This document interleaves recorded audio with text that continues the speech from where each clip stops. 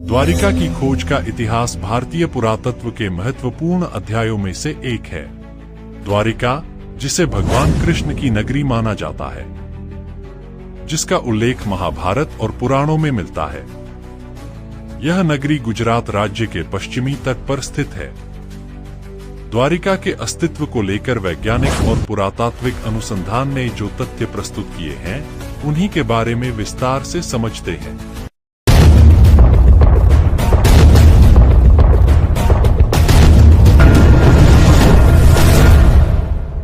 सबसे पहले हम इसके पौराणिक संदर्भों को जान लेते हैं।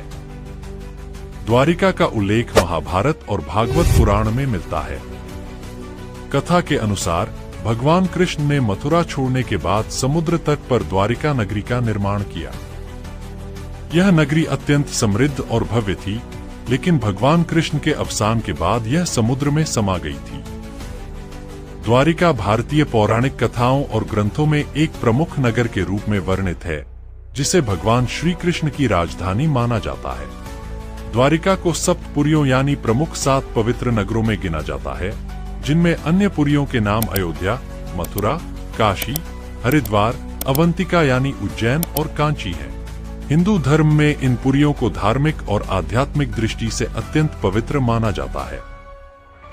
ऐसा भी कहा जाता है कि महाभारत के युद्ध के बाद यादवों के आपसी संघर्ष और श्री कृष्ण के देहत्याग के बाद द्वारिका नगर समुद्र में विलीन हो गया। इसे पुराणों में प्रलय के रूप में वर्णित किया गया है, जहां कृष्ण के निधन के बाद समुद्र ने द्वारिका को अपने अंदर समा लिया।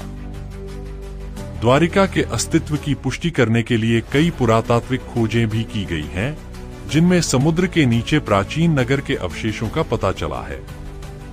इससे पौराणिक द्वारिका और ऐतिहासिक द्वारिका के बीच संबंध की संभावना की पुष्टि होती है।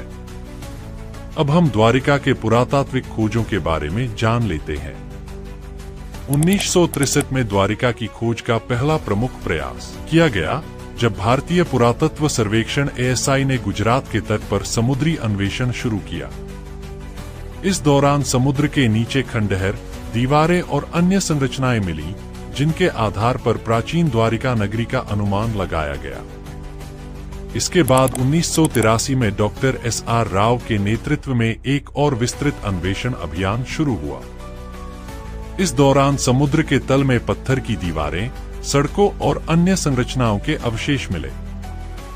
इस खोज से यह प्रमाणित हुआ कि द्वारिका एक बड़ी और समृद्ध नगरी थी, जो समुद्र में डूब गई थी। समुद्री पुरातत्वविदों ने द्वारिका के तट के निकट समुद्र के भीतर